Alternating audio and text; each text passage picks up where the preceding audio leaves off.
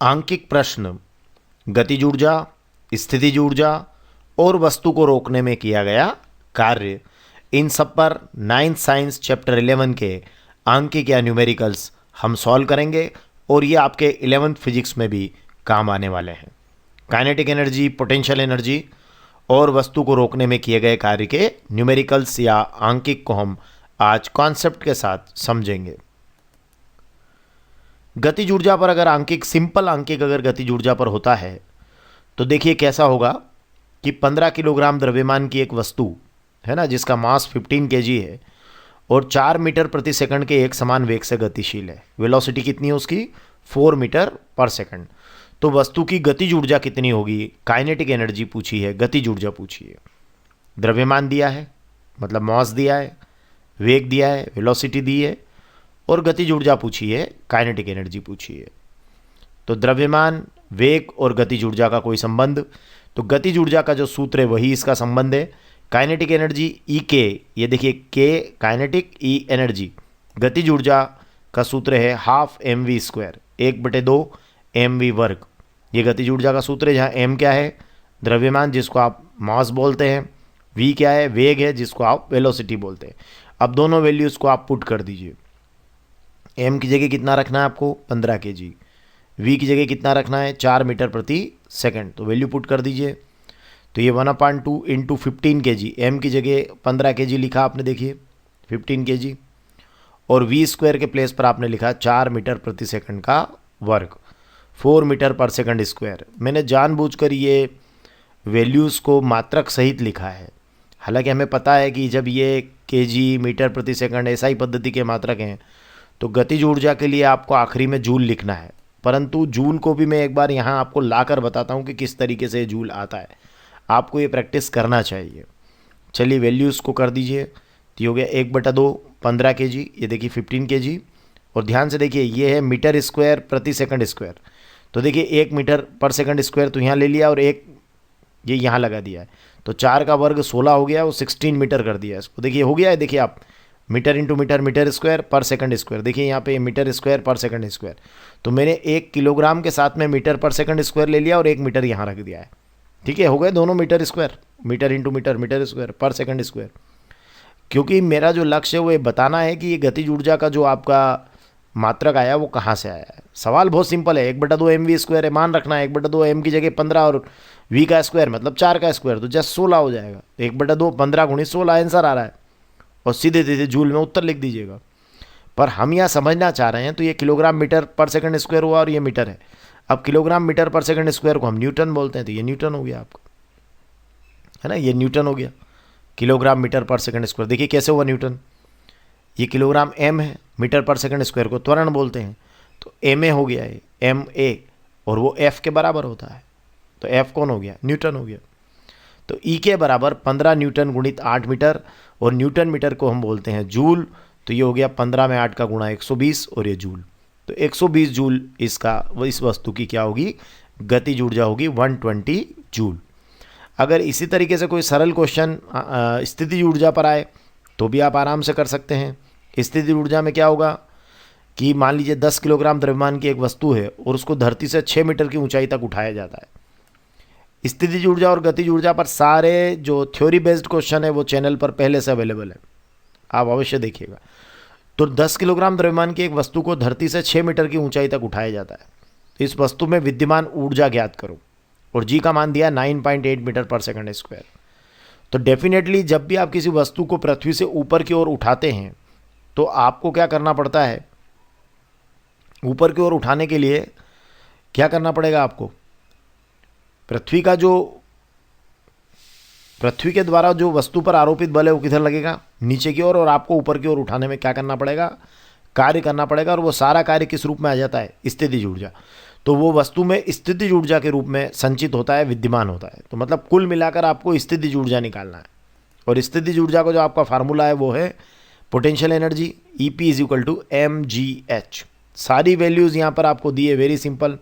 M की जगह 10 kilogram दिया, देखो आप, जी की जगह दे रखा 9.8 मीटर पर सेकंड स्क्वायर, अगर नहीं दे तो आप 9.8 भी लिख सकते हैं। ये याद रख लीजिएगा, पृथ्वी की सतह पर गुरुत्वीय त्वरण का मान है 9.8 मीटर पर सेकंड स्क्वायर, या आप 10 भी लिख सकते हैं, 10 मीटर प्रति सेकंड स्क्वायर लगभग, और इंटू ऊंचाई की जगह 6 मीटर हो गया। अब ये देखिए किलोग्राम मीटर पर सेकंड स्क्वायर बन रहा है, देखिए किलोग्राम मीटर पर सेकंड स्क्वायर, ये देखिए किलोग्राम मीटर पर सेकंड स्क्वायर, देखिए किलोग्राम मीटर पर सेकंड स्क्वायर, जिसको आपने क्या लिख दिया था, न्यूटन। तो इसलिए मैंने जानबूझ के पूरा गुणा नहीं करते हुए 10 में 9.8 का किया, तो ये 98 हो गया, और ये किलोग्राम मीटर पर सेकंड स्क्वायर हो गया, इंटू 6 मीटर हुआ। तो सीधे सीधे आपने इसको लिखा 98 न्यूटन।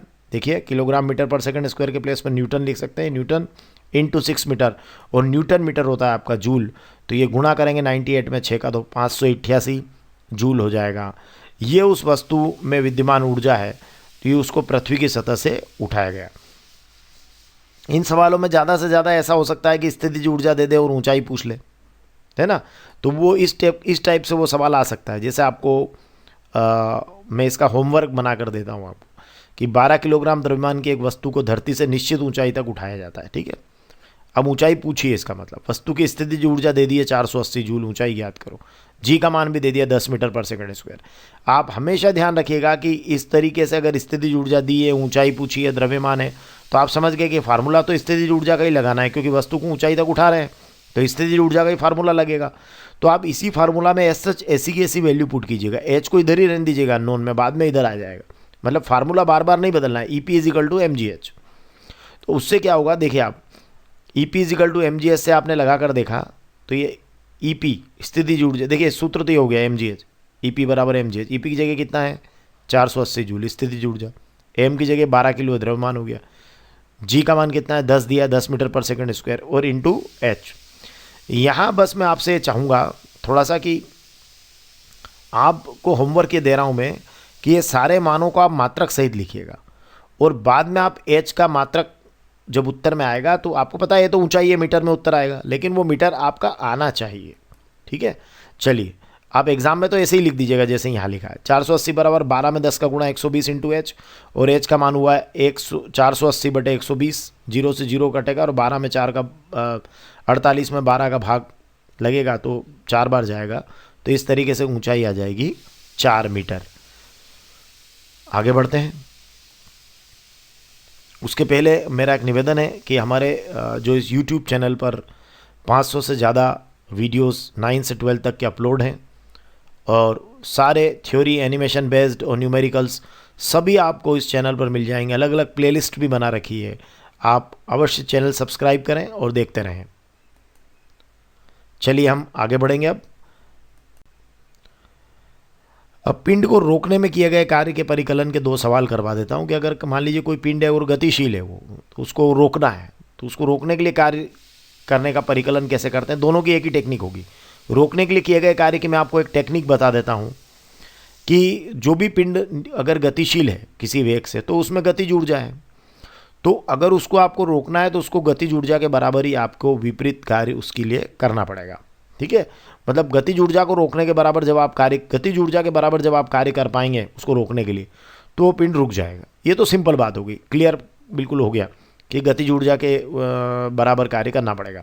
लेकिन उसको थोड़ा सा आप समझ लीजिए कि मान लीजिए पिंड का द्रव्यमान कितना है m, प्रारंभिक वेग कितना है, जब पिंड चल रहा है अभी वेग कितना उसका v है, ठीक है। तो पिंड की गतिज ऊर्जा कितनी होगी, उसको हम प्रारंभिक गतिज ऊर्जा बोल देते हैं, कितनी होगी 12 mv², ठीक है। अब आपको क्या करना है, पिंड को रोकना है। रोकना है मतलब कहाँ लाना है उसको, विराम अवस्था में। विराम अवस्था में गतिज ऊर्जा कितनी होती है 0, क्योंकि वेग क्या हो जाता है 0, तो गतिज ऊर्जा भी क्या हो गई 0, ठीक है। तो अब आप ये देखें कि अगर आपने पिंड को विराम अवस्था में लाए तो गतिज ऊर्जा कितनी हो गई 0। तो ये गतिज ऊर्जा को 0 करने के लिए, मतलब रोकने के लिए जो जरूरी कार्य है वो किसके बराबर होगा, गतिज ऊर्जा में परिवर्तन के। मतलब गतिज ऊर्जा को 12 mv² से कहाँ लाना है 0 तक लाना है, तो रोकने के लिए जरूरी कार्य बराबर गतिज ऊर्जा में परिवर्तन। ये कार्य ऊर्जा प्रमेय कहती है कि जो आपको जो कार्य करना है वो गतिज ऊर्जा में परिवर्तन के क्या होगा, बराबर होगा, ठीक है। ये जो एक नियत बल द्वारा जो किया गया कार्य होगा, नियत बल कौन सा चाहिए, वो उस बल द्वारा किया गया कार्य निकाल रहे हैं जो उसको रोके, तो रोकने के लिए जरूरी कार्य बराबर गतिज ऊर्जा में परिवर्तन। ये कार्य ऊर्जा प्रमेय से आप इसको लिख पाएंगे। तो अब रोकने के लिए जरूरी कार्य क्या हुआ, गतिज ऊर्जा में परिवर्तन। तो गतिज ऊर्जा देखिए, अब परिवर्तन तो आप चाहें तो जीरो में से हाफ एम वी स्क्वायर घटा दीजिए, चाहे तो हाफ एम वी स्क्वायर में से जीरो घटा दीजिए, है ना, वो आएगा हाफ एम वी स्क्वायर ही। माइनस साइन ज़्यादा इंपॉर्टेंट नहीं है यहाँ, क्योंकि आप तो सीधी सीधी बात है कि कार्य रोकने के लिए ही किया जा रहा है। तो कितना कार्य करना है, हाफ एम वी स्क्वायर करना है, ठीक है। तो ये आप हाफ एम वी स्क्वायर में से आपने जीरो को माइनस किया तो हो जाएगा हाफ एम वी स्क्वायर। मतलब रोकने के लिए जरूरी कार्य उतना ही करना है जितना पिंड की क्या है, गतिज ऊर्जा। अब यहाँ भी वही है, फिर देखिए द्रव्यमान कितना दिया है यहाँ पर इस क्वेश्चन में, 1500 किलोग्राम द्रव्यमान की एक कार जो 60 किलोमीटर प्रति घंटा के वेग से चल रही है, इसे रोकने के लिए कार्य का पलीकरण कर दीजिए। इसमें एक बात दे दी, किलोमीटर प्रति घंटा लिख दिया है, तो चूंकि ऐसा ही पद्धति है तो इसको मीटर प्रति सेकंड में बदलना है आपको। मैं आपको एक सिंपल ट्रिक बता देता हूँ किलोमीटर प्रति घंटा को मीटर प्रति सेकंड में बदलने की। आप 5/18 का गुणा कर दीजिएगा, किलोमीटर प्रति घंटा के मान में 5/18 का गुणा करके सीधे मीटर प्रति सेकंड लिख दीजिएगा, है ना। यहाँ तो खैर मैं सॉल्व करके आपको बताऊँगा, लेकिन आप 5/18 का जब गुणा कर देंगे तो ये बदल जाएगा। चलिए आगे बढ़ें। तो अब हम लोग ले रहे थे कि इसको, ये द्रव्यमान है 1500 kg, ये देखिए प्रारंभिक वेग कितना है 60 किलोमीटर प्रति घंटा। 60 किलोमीटर है तो 1 किलोमीटर में 1000 मीटर होते हैं, तो ये हो गया 60,000 मीटर, और 1 घंटे में 3600 सेकंड, तो ये 3600 सेकंड लिख दिया आपने, ठीक है। 2 जीरो से 2 जीरो कैंसिल कर दीजिएगा, है ना, और काटने की कोशिश कीजिएगा, तो ये 2 जीरो जब कैंसिल करेंगे तो ये हो जाएगा 600/36। फिर आपने इसको 6 से काटा तो 100/6 होगा, और 50/3 बन जाएगा, 50/3 मीटर। अगर आपको इतना लंबा चौड़ा काम नहीं करना तो सीधे इसमें 5/18 का आप क्या कीजिए, गुणा कर दीजिए, तो आपका 50/3 डायरेक्ट आ जाएगा, और मीटर लिख दीजिएगा। तो ये आपका m है, ये आपका v दिया है, ठीक है।